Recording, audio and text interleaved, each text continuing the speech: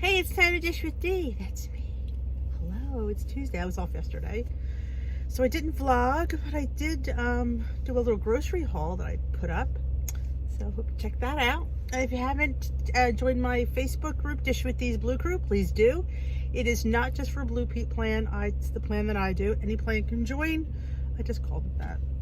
And if you don't realize, if you don't know, I do a live on Sundays and Wednesday nights, 7 p.m. Eastern time, called Tea with D. It's a weight loss style live chat, kind of riff on a meeting. And please join us. Anybody's welcome to join. We even have trolls, which is always fun. Yeah. And one of our girls, I can't remember who it was because I didn't go down and look at my notes before I left. Why? Because I'm just a bumblehead some mornings. But wanted to discuss plateauing, which is always a good subject when you're talking about weight loss and when you're on plan long enough. Some people hit what they call a plateau, and a plateau is where you stay on plan week after week and you don't budge. You don't lose and you don't gain. You just kind of stay the same. It's kind of almost like your body's way of just holding on to something. And she asked, what was my advice? Well, good question. This go around, since I was on freestyle February of 2018 till currently made goal a month or so ago, I didn't really hit what you call plateau. I mean, I had weeks where I didn't lose, but it wasn't anything consecutive. I didn't have like 3 or 4 weeks of not losing. Like, to me, being a 2.4 loss isn't a plateau. To me, that was a loss. And I knew it would eventually slow up because, at least for me, my body was used to being on plan. And I was never the best plan person, if you know what I mean. You know, I do my version of the plan. So the fact that I would have a 0.2 or 0.4 loss was a party for me. Because, like I said, I was never 100% on plan. I was like maybe 11, like 89% on there, and there was that 11% that I was just being a little bit naughty, and I think that was, a good balance for me. But again, I had a slower weight loss than some people had a quicker weight loss than I did. So this is an uncharted. I can't talk from experience. Well, I can a little bit, because when I was at my time before that, I was at the same weight for 6 months. And I just don't think I was motivated. And I was kind of, you get into a routine where you do it week after week after week, month after month after month, and it becomes a year. When you're in it, I think when you're on the plan for a year or more, I think you can get complacent.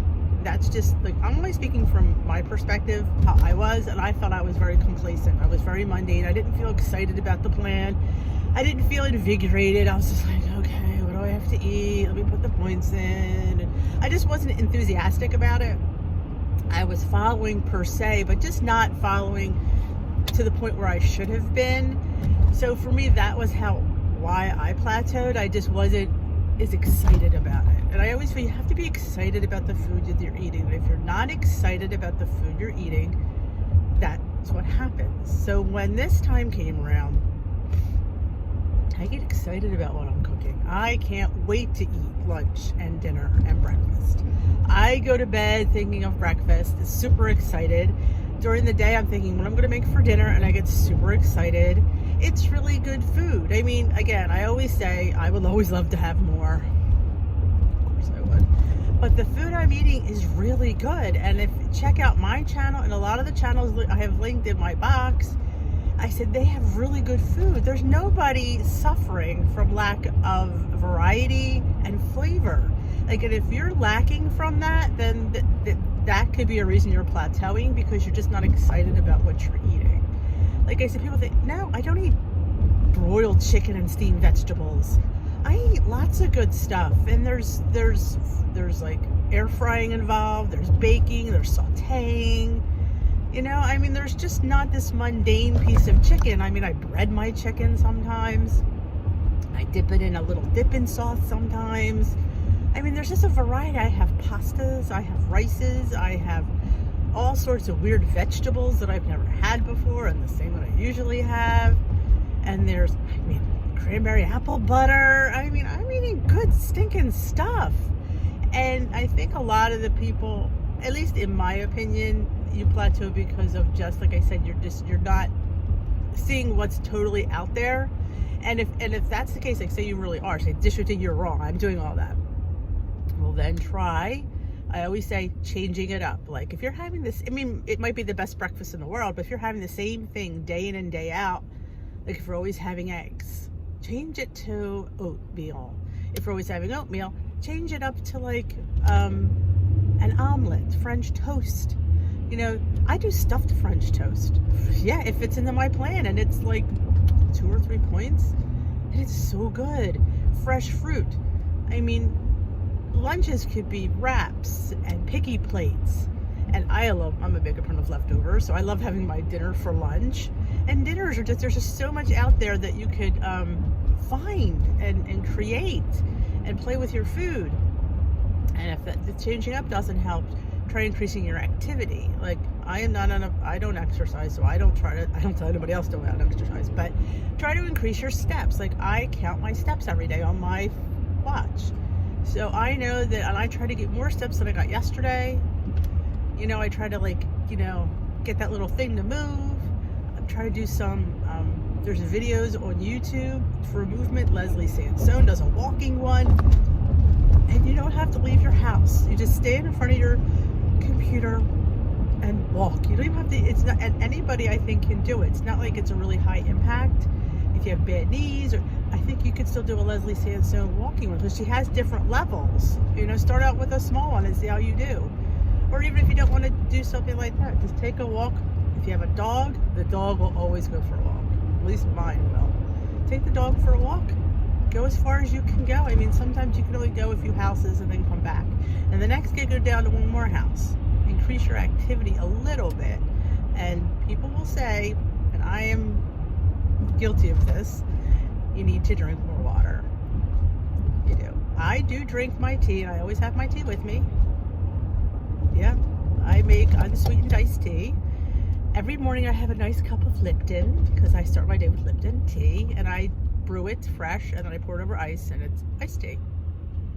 I'm a hot tea drinker when I'm cold and when I'm sick, or if it's a dessert tea. There's a few good dessert teas, and if you're interested in organic teas, I have a link in my description box for a company called Davidson's Organics. They make the best. I'm not a big, I was never an organics person, but I got hooked up with Davidson's from a friend, Kim. The girl on her phone hooked me up with Davidson's. She's local to them, and she sent me some samples of their teas. And I'm just, I'm forever hooked. And they just sent me a vanilla tea, dessert tea. Oh my goodness gracious. It is awesome. I was at my WW meeting, and the lady behind me goes, "What's that delicious smell?" It was my tea. Oh, it was yummy. It's so good. So I highly recommend Davidson's. Like I said, there's a 20% off code in my description box below. Again, I put this stuff in there. Never feel pressure like, oh my God, she's telling me to buy this. No, I am telling you, if you're interested, to go look. And if you're not, that's okay too. I just love the company, and this is stuff I buy myself, and I always love to share things with you guys. I would never share anything that I wouldn't purchase. And Built Bars, of course. So yeah, so if you're having a plateau, try those few things, and if that's still not working, I always say change it up. Maybe have dinner for breakfast and breakfast for dinner. I love breakfast for dinner. That's like, my kids used to love them, like breakfast for dinner. And if that isn't helping, examine the foods that you're eating. Like you could be, and I say this all the time, you could be within your points, but what are you actually eating? Is it clean? Are you eating a lot of processed foods? Are you eating a lot of things that your body cannot break down? That slows your body up. If you're eating things that are processed, your body has a very hard time digesting it, and it slows it down. So it slows down your metabolism. So eat whole, real food. That's why people are all going to this Whole Foods, because it's actually better for you. I say this all the time. I try not to eat a lot of processed foods. Like even Built Bars. I love Built Bars. Built Bars are 3 points, and you could fit them into your day every day. Absolutely, but I wouldn't. Because Built Bar is a processed food. And if you're truly going to eat clean, sometimes I don't even have that. It's just I fit it in. It's usually during the week. Sometimes I share a Built Bar with whoever's around. Sometimes I don't even need a full one. Because I know deep down it's really not the best choice. But even though I'm still within my points, sure, but it's not something I would have every day. And so check out the things that you are eating. Are they clean? That could be a big deal. People like are hooked on the string cheese and the Built Bars and the sugar-free, fat-free products. While they're good and low in points, they're not always easily processed. I know. It makes life stink. But what my advice is, don't give them up completely. Oh, heck no. I have them. It's just not something you want to have every day. That's my only thing. If you're going to have, like, definitely don't have more than one of them every day. That's a big no-no. But just try to limit yourself and try to spread them out. Have a piece of fruit. Have some peanut butter. Peanut butter gets a bad rap. It truly does because it's high in fat, but it's so good for you. So yeah, try not to always worry about the fat content. I think the fat content is the least of our problems, to be totally honest. Not that I'm sitting here eating tablespoons of peanut butter, but I don't fear fat. I have avocados almost every day. Not a whole avocado. But I have, I count my points for it, but I definitely incorporate it into my life because it's wonderful. It's one of my avocado toast is my favorite breakfast ever. Yeah, one of my, well, not say my favorite, but one of my favorites. It's not really a breakfast. I have it with eggs. Let's not kid yourself. I am not just eating avocado toast unless it's Ezekiel bread. Oh, Ezekiel bread. Do not have the sesame Ezekiel bread. It's 2 points a slice. I usually have 2. And some avocado. So I usually have a 6-point breakfast when I have that. But you can say, oh my God, 6 points. You know what? It's worth it. And it's really good for you. And it makes your body feel good. And it's just delicious. And I will never steer you wrong when it comes to food. Just saying. So that are my advice for being on a plateau.